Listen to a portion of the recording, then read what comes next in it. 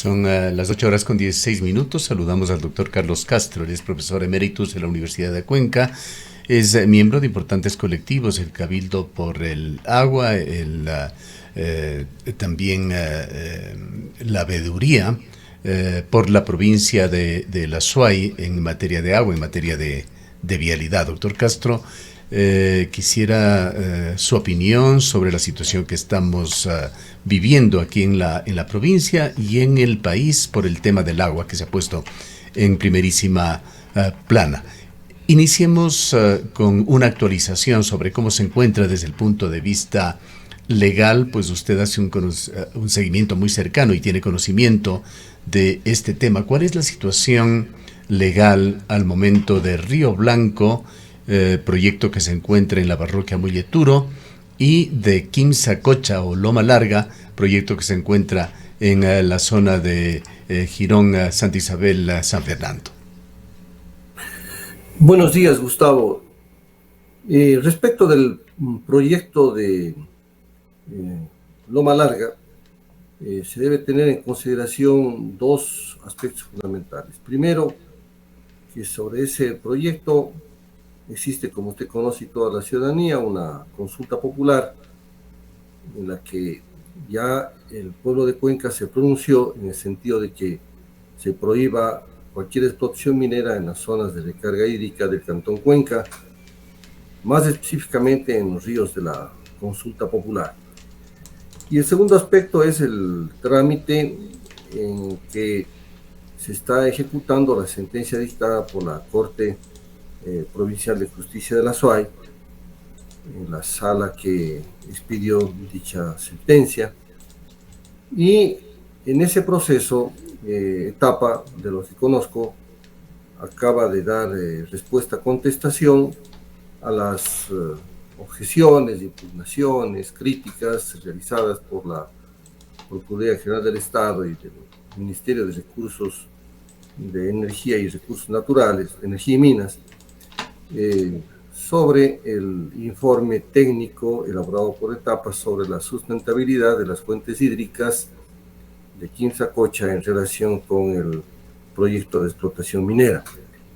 Etapa ha efectuado una contestación contundente basada en sólidos argumentos constitucionales y legales, y realmente, a modo de ver, el tema es absolutamente preciso.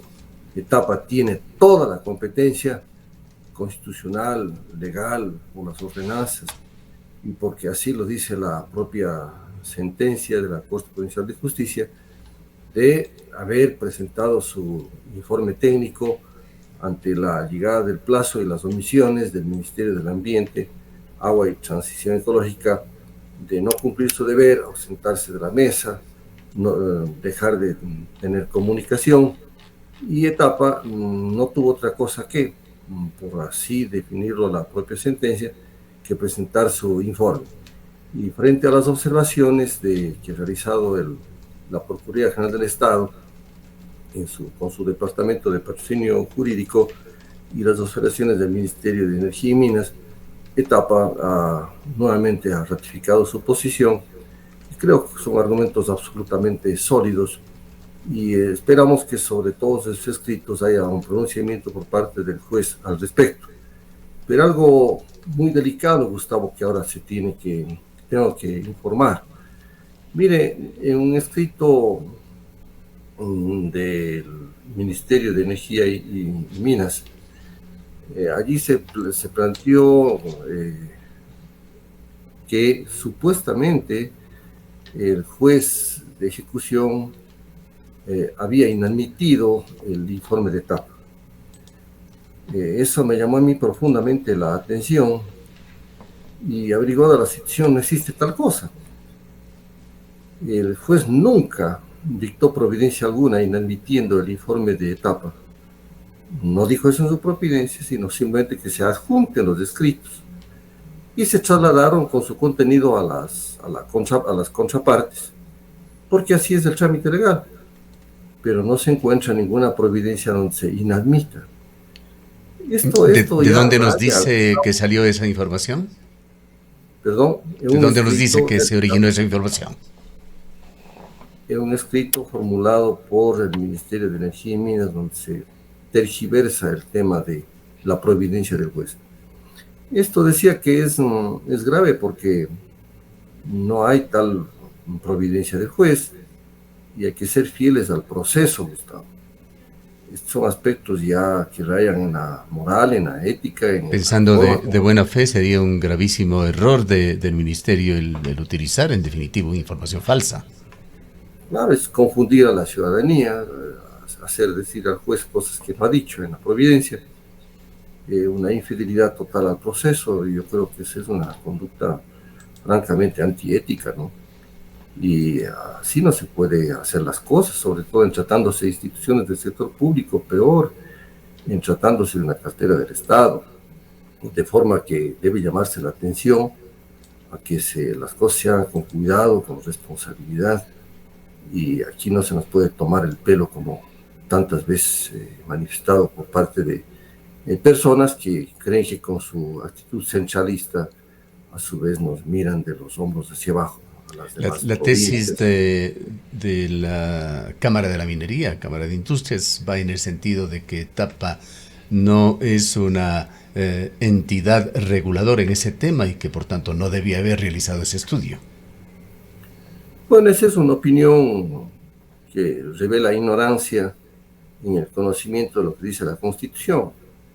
La Constitución establece competencias exclusivas, inclusive, en relación al gas municipal, y concretamente ya en el caso de Cuenca, sobre el tema de la ocupación, control del uso del suelo y además el tema de la dotación de los servicios públicos y el tema de la competencia ambiental relacionada con servicios públicos de agua potable, alcantarillado, si lo que se llama el saneamiento ambiental. Tapa es una empresa pública, es parte de lo que se denomina teóricamente la corporación municipal, y se rige por la ordenanza dictada por el Consejo Cantonal, y allí se establecen las funciones de Tapa para la responsabilidad del ambiente y todo lo que signifique el asunto de las fuentes de agua, la provisión de agua, la garantía del agua para la población de Cuenca, los sistemas de potabilización, medidas para controlar las fuentes, las áreas cercanas a las fuentes, etc. Entonces, parte de las atribuciones de Tapa, y además el COTAD asimismo ratifica las atribuciones otorgadas por la Constitución a los municipios en los temas ambientales, y por lo tanto Etapa tiene la absoluta competencia para hacerlo. Vea usted cómo la desesperación le lleva a negar inclusive el marco constitucional, el marco legal y las propias ordenanzas dictadas. Qué pena, ¿no?, que hayan caído en esa situación personas que deben conocer esta materia de derecho, estas cosas elementales, que están, como digo, señaladas en el ordenamiento jurídico del país, de forma que no es inadmisible aquella crítica de señalar que Etapa no tiene la competencia para presentar ese informe. Ahora, doctor Castro, otro de los temas de los cuales se agarra, digamos, el sector productivo, la Cámara de la Minería. Estuvo en estos días aquí en la ciudad de Cuenca la titular de la Cámara Nacional de Minería a propósito de unas capacitaciones sobre minería responsable organizadas por la CIPEM, y uno de los temas o los argumentos que alegan es que el tema minero ha sido politizado y que esto no debería ocurrir, y que en esta politización de un tema como es la minería en todo el país, especialmente aquí en la provincia de la Suay, se involucra a estas otras instituciones, entre ellas Etapa. Otra ignorancia, ¿no? Llama la atención de que se hable de politización. Son temas políticos porque atañen al Estado, atañen a los gobiernos autónomos descentralizados, atañen al desarrollo nacional, al régimen de desarrollo que habla la Constitución. Todos los grandes problemas de la sociedad ecuatoriana, de la sociedad latinoamericana y mundial, son temas políticos, porque sobre esos temas, como el caso de la minería, los recursos naturales, el ambiente, el agua, pues se desarrollan políticas públicas, estrategias, planes, programas, y allí está presente justamente la visión política de los gobernantes, de las autoridades, y las visiones que tienen los ciudadanos sobre esos temas. Entonces, los problemas de la sociedad son problemas políticos. Como tema político es la visita del presidente Noboa a Canadá. Estuvo allí el 9 de septiembre, lo reportamos oportunamente, se reunió con empresas financieras de la minería y se reunió con ejecutivos de Dundee Precious Metals. ¿Qué es lo que ha venido luego? Tras el viaje de Noboa a Canadá, se trabaja, esto ha trascendido, un acuerdo de confidencialidad con Canadá. Esto ha generado ya suspicacias, preocupaciones, al punto que el viceministro de Comercio Exterior, Homero Larrea, acaba de señalar ayer textualmente que no está vinculada a una concesión minera con este acuerdo de confidencialidad.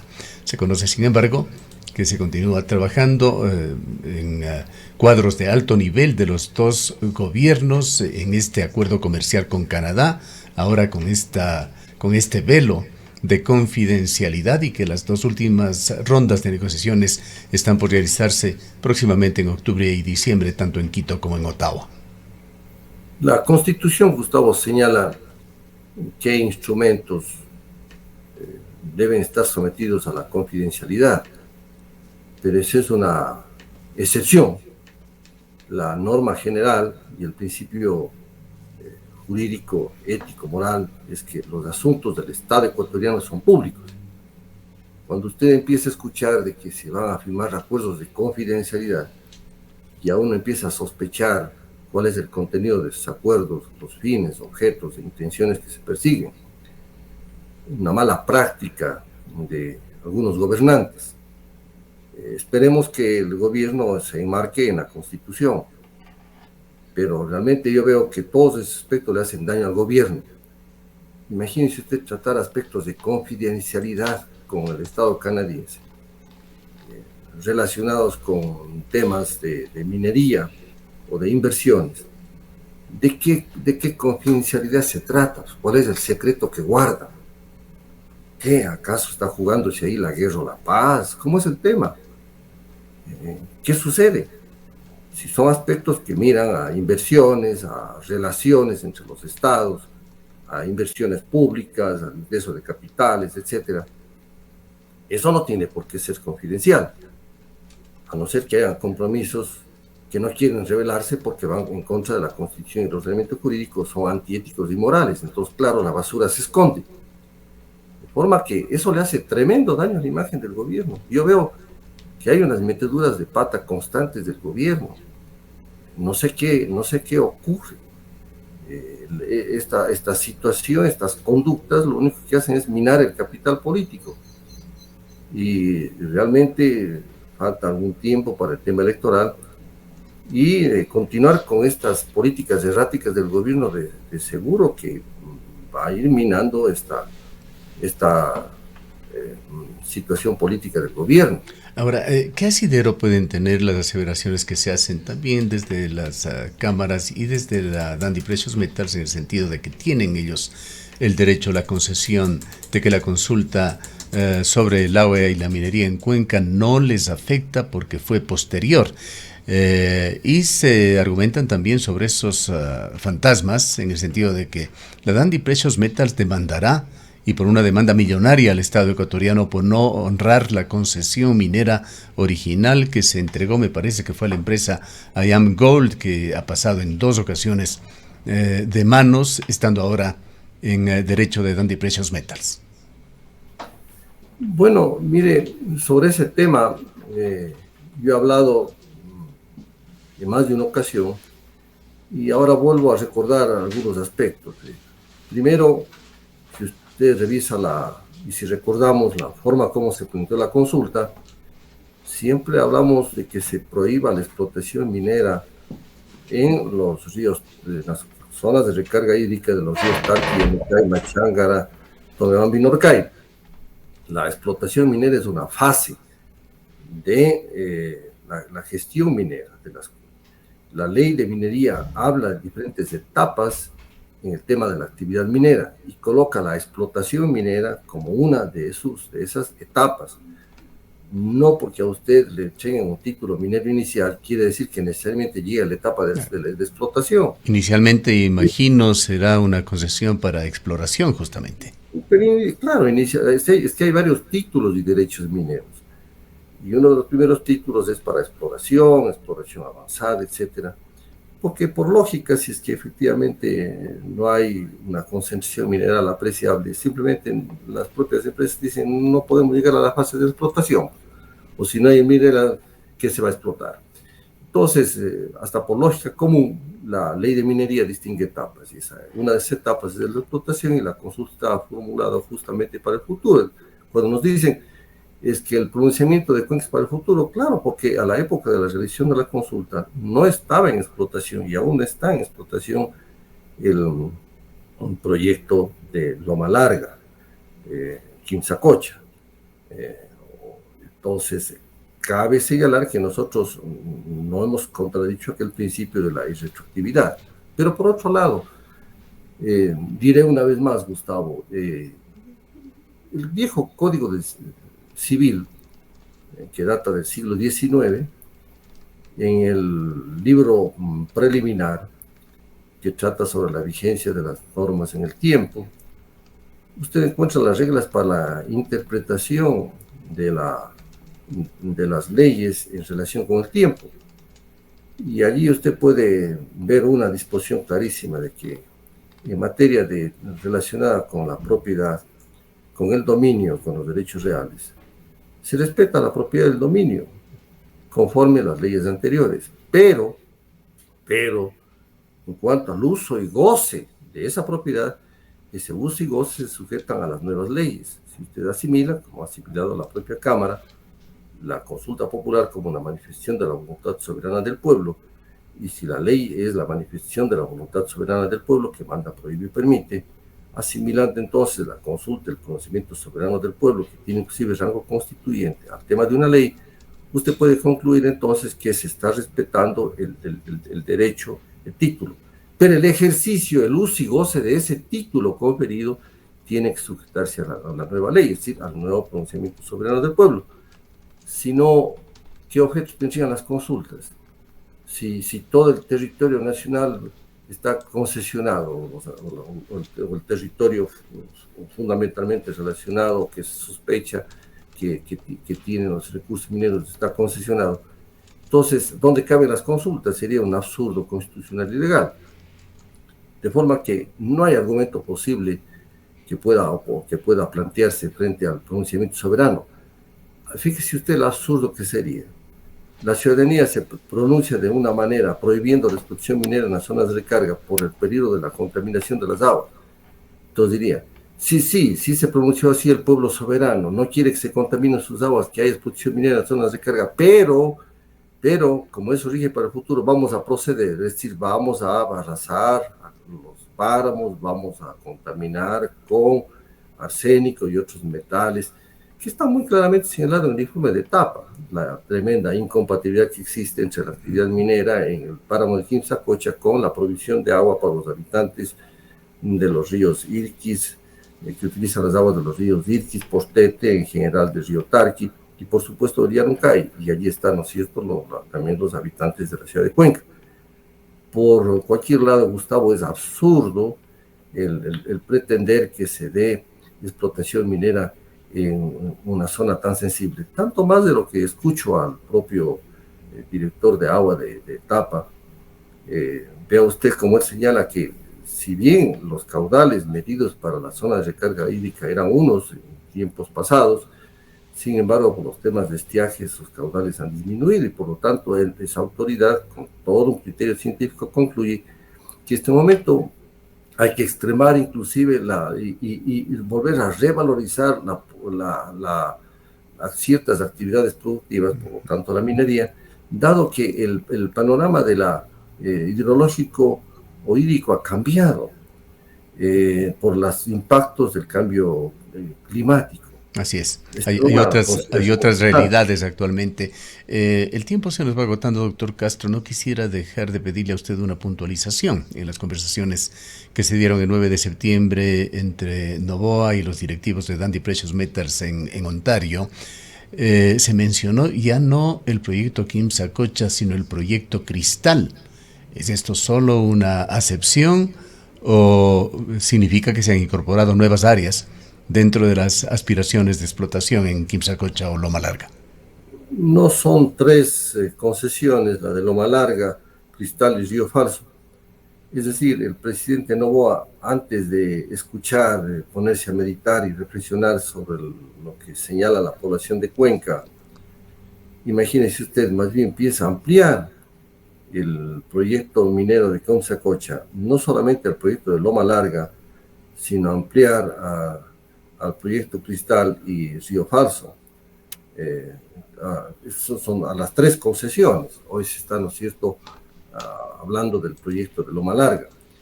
Es decir, constituir en los páramos de la Suay, en los cerros, en las montañas, donde viene el agua para Cuenca, para el cantón Cuenca, transformar allí en un asentamiento, en un verdadero distrito minero, ligando todo eso con los asentamientos, a su vez, limítrofes de Chaucha y de Molleturo. Es una barbaridad. Yo no sé si nosotros formamos parte del Ecuador, si es que Cuenca, la provincia de la Suay, somos parte o no del Ecuador. Si el pueblo se ha pronunciado y si el gobierno no hace caso, entonces viene la pregunta, ¿qué valor tienen las consultas? Y si el pueblo es o no soberano, y si los presidentes están dispuestos a escuchar a los pueblos. Esto es una situación gravísima.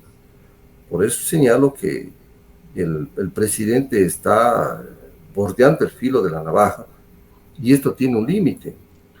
Y siempre habrá la oposición de la población de Cuenca a resguardar sus recursos estratégicos y a defender su derecho para las generaciones actuales y futuras. Es un tema radical para Cuenca, y un gobernante que se oponga a todo un consenso de la ciudad, porque si hay un consenso en la ciudad, Gustavo, es el consenso mayoritario, enorme, excepto algunos que miran solo por intereses patrimoniales o quieren pinchar o compartir del proyecto económicamente, son los que están opuestos a este pronunciamiento mayoritario. Pero sí, más del 80% de la población de Cuenca, igual poblaciones de Girón y las consultas realizadas de las comunidades de bien, hablan de la prohibición de estas actividades, de que no se Termino, doctor Castro, preguntándole qué tan sólida ve usted la posición legal de Cuenca para defender su consulta popular, la decisión judicial muy importante que se tomó en juzgado aquí en la ciudad de Cuenca, que ha motivado también ese reciente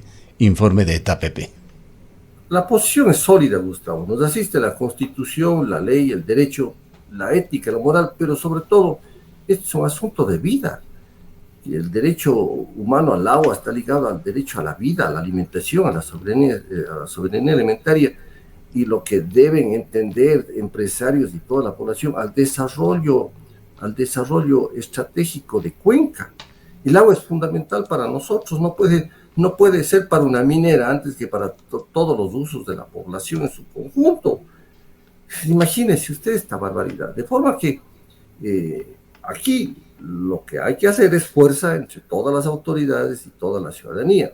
Por eso insisto en la necesidad de que tienen que darse grandes manifestaciones encabezadas por las autoridades de elección popular, el alcalde y el consejo cantonal a la cabeza, y toda la ciudadanía a defender esta situación. Entonces, sólida es nuestra posición, porque la Constitución y la ética está del lado nuestro. La arbitrariedad, la inconstitucionalidad, la ilegalidad, el apego al interés de una transnacional está con el gobierno. Ese es el tema. A nosotros nos asiste la ley, el derecho, la ética, y sobre todo pueblo tiene el sagrado derecho de defender sus recursos para su propio desarrollo, para su sustentabilidad. Muchas gracias, doctor Castro, por habernos acompañado. Gracias a usted. Declaraciones del doctor Carlos Castro, profesor emeritus de la Universidad de Cuenca, miembro del Cabildo por el Agua. Son las 8:41. Seguridad